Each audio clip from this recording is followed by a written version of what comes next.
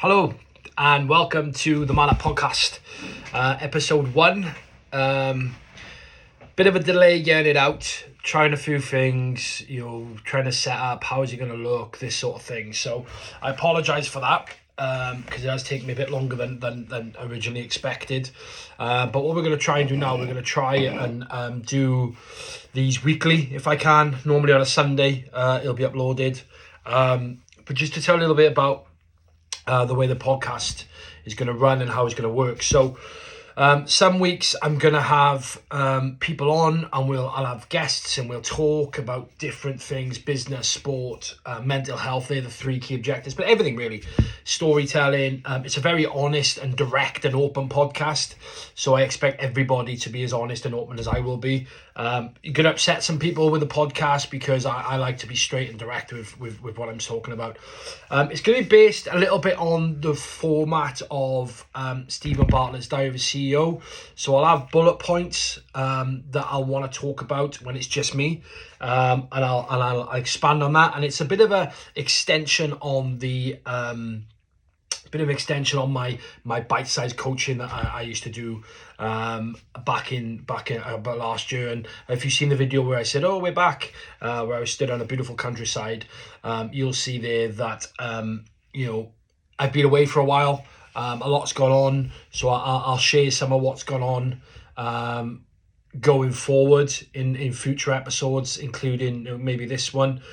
But yeah, it's going to be, I'm going to talk to you about my struggles, the guest struggles, talk about business, talk about work, and just stuff that's in my head to get out there. And do you know what? Whether anybody's listening, I don't know. Whether everybody's listening, I don't know. But a lot of this as well is for me to get out of my head. Now, I like to journal, as most of you know, that was followed me before. I journal every morning, get things out of my head. But it's good to just talk about stuff. So as the week goes on, I tend to get my phone and I'll put stuff in my notes to talk about. And I either talk about with you guys, or it could be talk about with my team.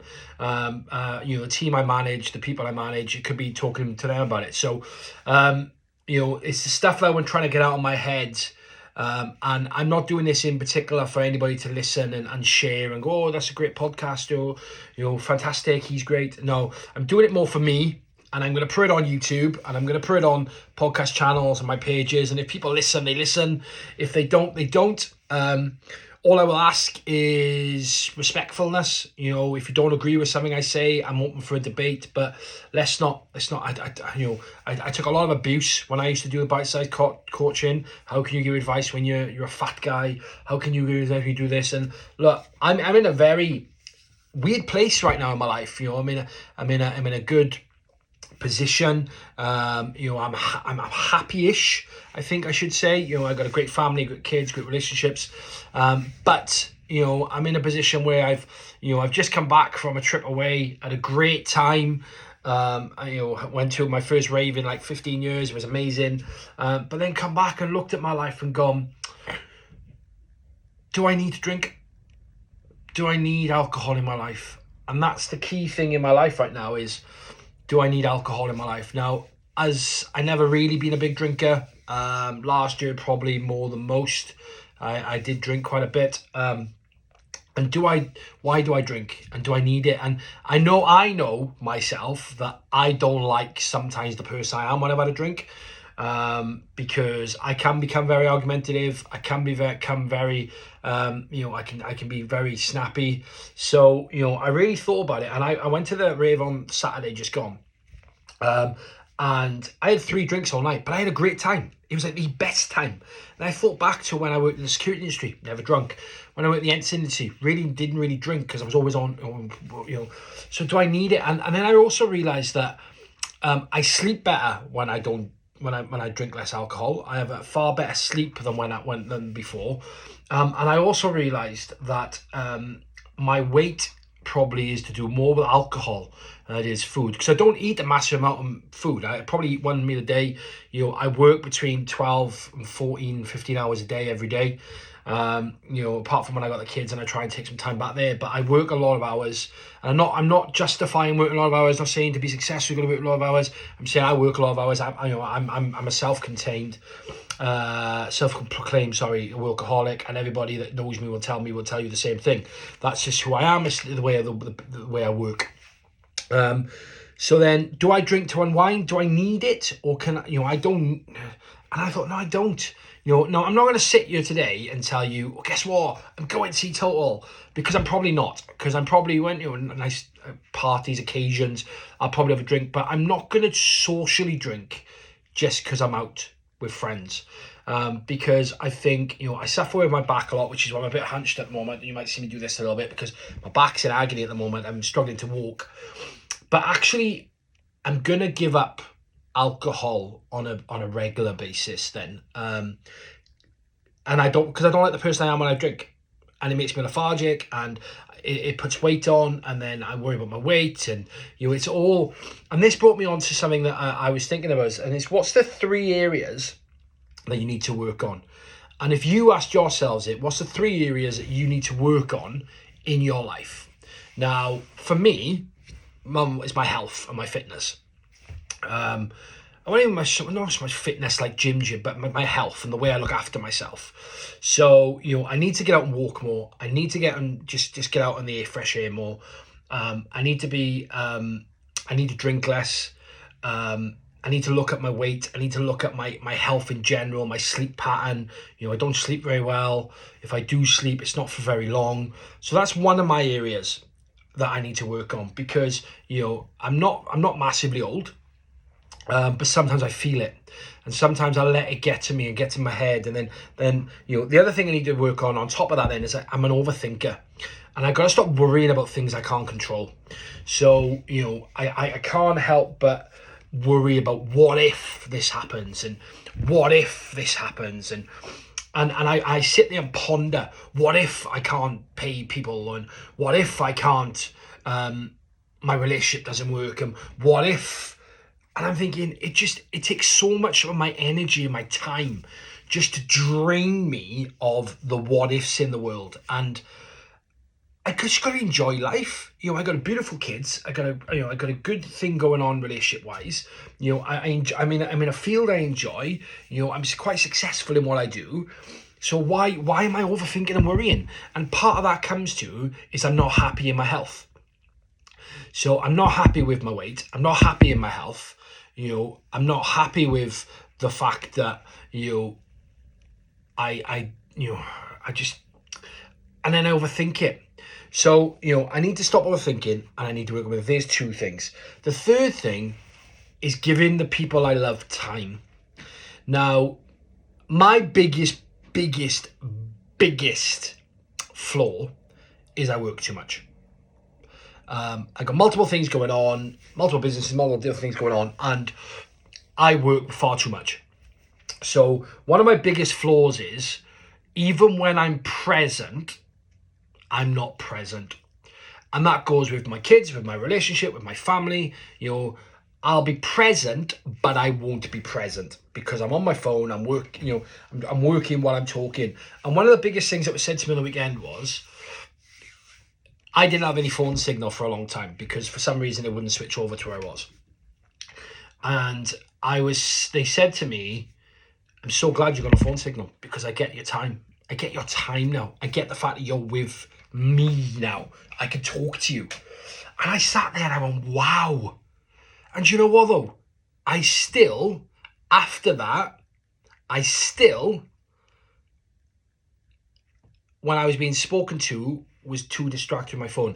This thing, by the way, is one of the worst inventions in the world. I love it, and it was a great gift, but this, I could be in the middle of a conversation, this will go off and I'm like, sorry, what did you say? And I realised that a lot of my issues in my relationships with people is I don't give them the time because I'm looking at the next thing. I'm worrying about the next thing. And I'm not looking for another woman, I'm not looking for another family or anything like that, but it's work-wise, constantly going in my head. So I'm going to work on being more present when I'm present. How mad is that? Thinking about how do I be present when you're present? And that's a key, something strong for me. So I'm working on my health. I'm working on my mental overthinkingness and how to be present when being present. Now, there's a great book out there that I've read and I've preached on, and but a lot has changed me in the last couple of years. And the book is called The Present, and I used to preach on it, read it, and I got it there, and I will go back to reading it.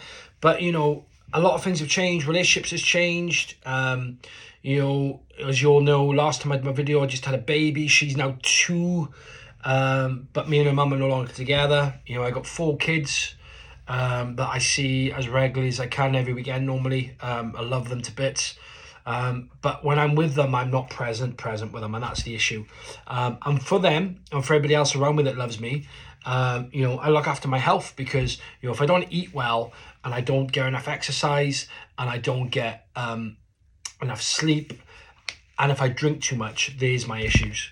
Because my health I look tired, I look lethargic, because of the hours I work. Then I'm not 100% focused on the stuff when I should be. I realize that I'm my own worst enemy, to a point where I'll push people away because I don't give them enough attention and time.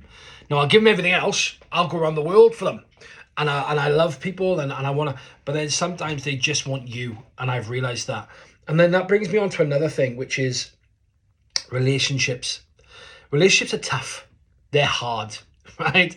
And take it from somebody that knows, it's hard. And I just thought the other day, when I'm talking about the 3 areas I want to work on, how will that benefit the relationship I'm in? And the way you look at that is it the fact that we give up too easily? So things become tough. So what happens when things become tough? We get so much of attention from other people, then our attention is taken away. Now, I don't believe in cheating, so I would never do it. But that doesn't mean you don't think it's going to get done to you. So I think with relationships, whether it be your wife, your husband, your girlfriend, your boyfriend, your mum, your dad, your kids, whatever, I think we all need to look at ourselves and go, do I give that person enough time? Or do I give up because it's tough? Now, I've had relationships that have fizzled out, and I've just given up on them. But on the other hand, you have relationships that you stay in too long.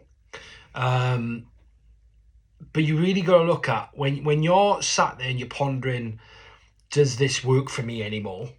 Because obviously we're all about likes and social status and being perfect. You got to then look at, is being in this relationship good for my mental health? You got to then look at, why was I in this relationship in the first place?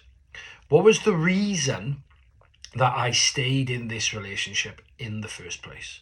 Or I started this relationship in the first place? There's nobody starts a relationship for the sake of starting it. There's got to be some, and then go back to the beginning and go, can we get that back? And it could be that you have to have a deep conversation and a very honest conversation. It could be that you got to cut people out of your lives to be able to make it work. It's good, but you got to really focus on the relationship rather than all the noise around it. And your relationship only has to make sense to you and the person you're with. And that's the same with your mum, your dad, your brother, your sister, your kids. Your relationship only has to work between you and the person you have the relationship with. Now, you may have a great relationship with some people, not great others. That's your decision. But really think about the 3 things you're going to work on. How does that affect your relationship? And will they help your relationship? Or will your relationship need to end to make those 3 things better? That's the key thing. But some of us cling to stuff. Like I would go, let's go for a drink, let's go for a pint, let's go for a pint, let's go for a pint. And I'd sink 10, 15 pints. Why? I don't even know why. I don't know why. So yeah, relationships are key. And I'm going to talk about relationships and probably everyone and how they're going, and see how you react to them. But dwelling on ones that have failed is not really good, but then working out why they failed and how you move forward is great. But again, it's all about giving that to being present when I'm present is key. So my key focus is when I'm not working, I'm not working. I switch off everything. I switch off all my notifications to everything, and I just concentrate on the person I'm with. That's key for me. The next thing I want to talk to you about is, do you have a mentor? Who's your mentor? Who do you look up to and think in this world, that person is who I aspire to be like? Not be, because you are you, but who do you aspire to be like? and who is it in this world that you think is going to make a difference to you and your life? And who can you take little snippets from? Now, there's a couple. Stephen Bartlett is a great mentor for me at the moment, and he's younger than me. But I've been listening to his podcast. I've been reading his book. I've been watching him on Dragon's Den. I've watched fantastic. But there's other ones out there as well. So Stephen Bartlett's a key one, because he started from nothing, worked the way up. Another one for me is a guy called Eric Bischoff. You guys might not know him. He used to run WCW, the wrestling. But when you listen to everything he went through in his journey, and the stuff he's going to come is huge. I like The Rock. I look at The Rock for some of his inspiration. Could I ever train like The Rock and be up? But no, probably not. Could I do some similar morning routine? Yeah. I was happier when I got up at 4 o'clock in the morning. I was happier when I start my day and my day and everything by 5. Yeah, of course I was. When I sleep in past 8 o'clock, I normally get out and I'm crouching out. So there's certain things. But having different mentors that you can look up to. Now, those ones are people I read and I watch videos and stuff on. Having someone else then that you look at and go, that you can go and learn off is key. And I've really struggled with that a little bit, because I like to take a bit of everything from everyone and then put it into my own thing. So I'll always take a good idea and use it. It's not stealing, because that's why good mentors and good trainers take it. They take a good idea and they're like, yes, I'm going to steal that and I'm going to try and use it with my team. And I'm trying to get that across with my team at the moment is, who inspires you and what can you take? Why would you reinvent the wheel if all you wanted to do is move a car forward? You wouldn't want a square wheel just because to be different. If something works, it's about how you take it from that mentor, from that person, how you take it and how you then bottle it up and you bring it out to everybody else. Now, far too many people out there want to be an entrepreneur and want to reinvent the wheel. Well, why? As long as the wheel still goes round, just use it. And then you add your little spices to it and add little bits to it. And that's key for me. And I tell you another thing, not from a mentor thing, but something I worked out the other day is we had all my team in for training the other day. And we got a lot of new departments that I'd never met before. And we stood there and just about before I'm about to open up the training and introduce myself to the people I haven't met before. I noticed, I look at them and go, bloody hell, there's your youngsters in this room. And I'm looking around going, either I'm really old or we have recruited. And my first alarm bell was, our teams are too young. Our teams are too young. And my first thing I wrote in my book was, speak to the heads of departments and go, why is your team too young? But I watched these people in the training. I watched these youngsters. And I observed all of them and everybody in the way good. And they were so bloody engaged. They were so engaged in the concept of wanting to learn. It was mad. It was just... And I sat there and questioned myself going, why was my first thought they were too young? Why did I automatically think a young team meant we wouldn't get what we needed out of them? When actually, we're probably going to get more. Because they're hungry. These people are hungry for it. They're hungry for success. They're hungry to work hard. And I made a point then of pulling them all together and go, guys, right, I honestly thought you guys were all too young. But you've proven me wrong today, and that's great. You were the most engaged team. You were fantastic. I really enjoyed it. And they were just buzzing just by that little thing. And that just making sure that, we don't judge a book by its cover, that we're managing people not the way we would want to be managed, but the way they want to be managed. And you'll get all that from your mentor. So ask yourself, who's your mentor? Are they older or younger than you? Stephen Bartlett's one of mine, and he's younger than me. But I learned so much off him. And then look at the teams around you. And another thing I always say to my guys is value. Value, do they bring value to you? Do the team you have bring value to what you do? Because if they don't, we have to look at them and go, okay, is the team and the people around me, are they bringing value? If they don't bring value, then why are they with me and why are they around me? Because I need to make sure that the people I have around me bring value to my life. Otherwise, they become a toxic trait. We have to make sure that if there's no value in what we do, or the people that we have around us and what they do, then they become a stress and a toxic stress. And then also look at yourself and go, is it you or is it me? You know what I mean? Have you valued, is the fact that you don't bring value to me because I haven't put enough into you, or is it you don't bring value to me because I haven't got enough going on?